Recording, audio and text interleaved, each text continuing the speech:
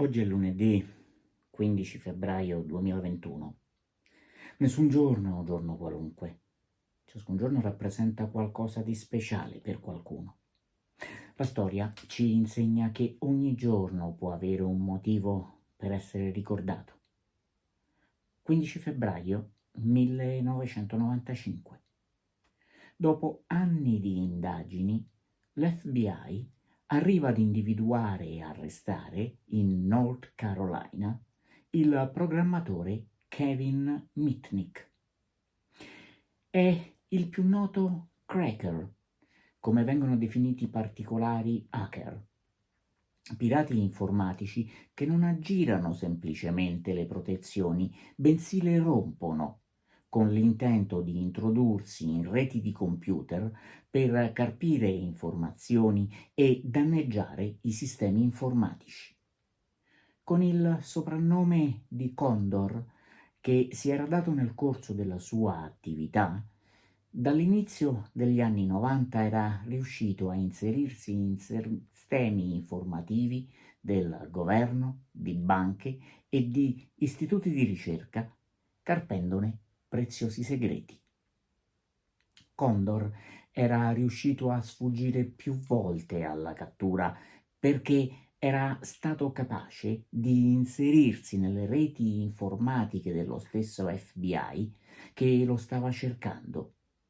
Spiando le comunicazioni fra gli agenti, ogni volta che stavano per arrivare a lui, era riuscito a fuggire per tempo.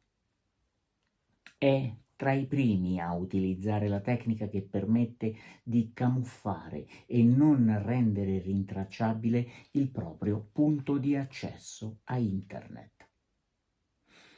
Al termine del processo successivo alla sua cattura, Mitnick viene condannato a 3 anni e 10 mesi di prigione.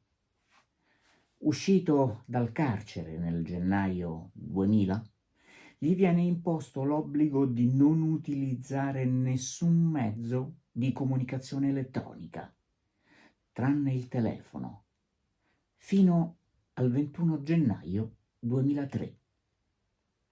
La sua vicenda apre un grande dibattito nella comunità degli studiosi di informatica, perché è ritenuta eccessiva la condanna rispetto ai danni effettivamente arrecati e non coerente con il principio di dover studiare i limiti dei sistemi di sicurezza elettronica.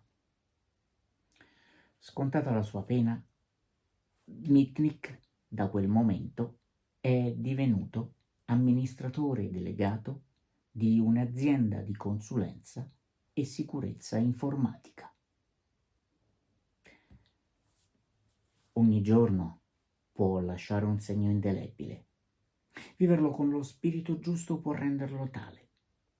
Secondo uno studio dell'Iowa State University, 12 minuti al giorno per esprimere gentilezza verso gli altri e insegnare buoni gesti e belle regole ai bambini sollevano il morale e rendono più felici. Rivolgere un pensiero a chi abbiamo nel cuore o a chi compie gli anni, inviandogli questo minuto di racconto, può essere un'occasione per cominciare bene i nostri 12 minuti di oggi. Buona giornata.